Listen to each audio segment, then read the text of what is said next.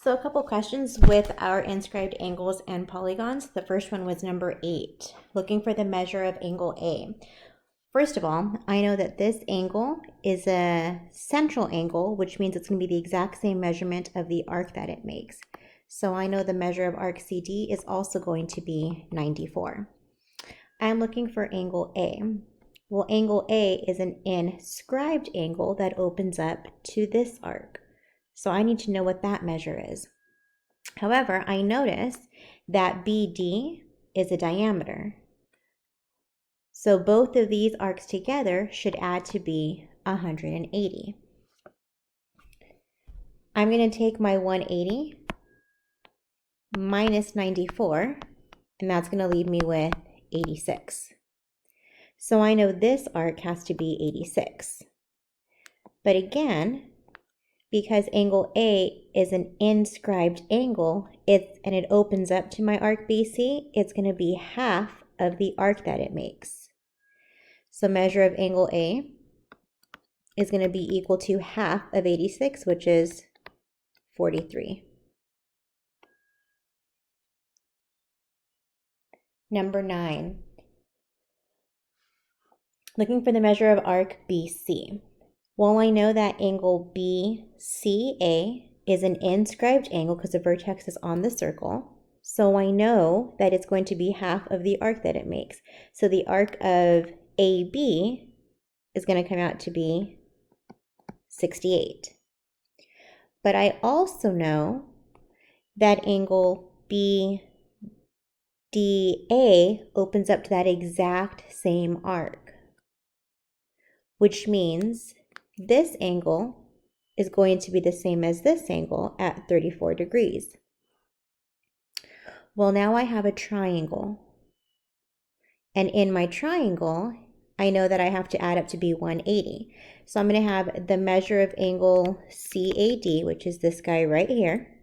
CAD plus 124 plus 34 is equal to 180.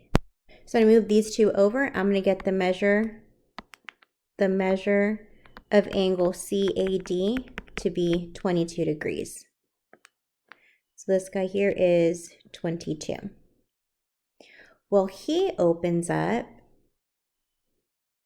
to this arc right here of CD,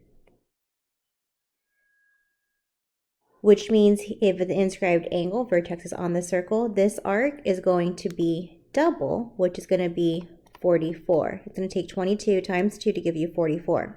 So now my question wants us to figure out the value of arc BC. I'm looking for this arc right here. And I know altogether my entire circle needs to add to be 360. So I'm going to take the measure of arc BC plus 44 plus 128 plus 68, and altogether this should equal 360. And once I solve this, I get the measure of arc BC to be equal to 120.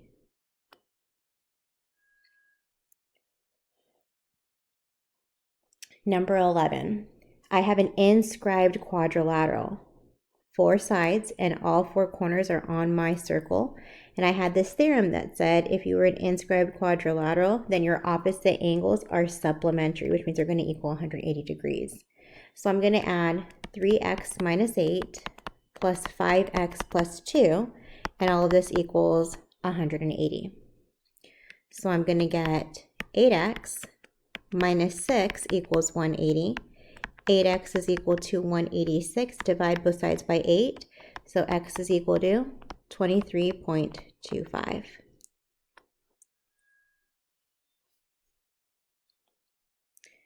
Number 12. Number 12 I had a lot of questions on. I try to give you guys a hint that you have 2 different angles here. You have a central angle and you have an inscribed angle. Central because the vertex is the center, and an inscribed because the vertex is on the circle. With the central angle, we know that it's the exact same as the arc that it makes. So the measure of this arc here is going to be 9x minus 4. But again, your inscribed angle is going to be half of this guy, or 2 of your inscribed angles equal 1 of your arcs. So I'm going to do 2 times 4x plus 2, and that's going to equal 9x minus 4. Again, this guy is half of the arc, so if I take 2 of them, it's the same as 1 arc because he's inscribed. Vertex is on your circle. So solving this, I'm going to get 8x plus 4 is equal to 9x minus 4, subtracting 8x from both sides and adding 4 to both sides. I get x is equal to 8. I should write that the other way, actually. X is equal to 8 that way. And number 13. Number 13, angle X opens up to this entire arc, which they're telling you is 75 plus 108. So this entire arc together, 75 plus 108, gives us 183. But angle X is an inscribed angle, so he's going to be half of this entire arc that he makes. And remember, he makes this entire guy 108 plus 75. So the measure of angle X is going to be equal to 183 divided by 2, which is 91.5. So that's the value of X.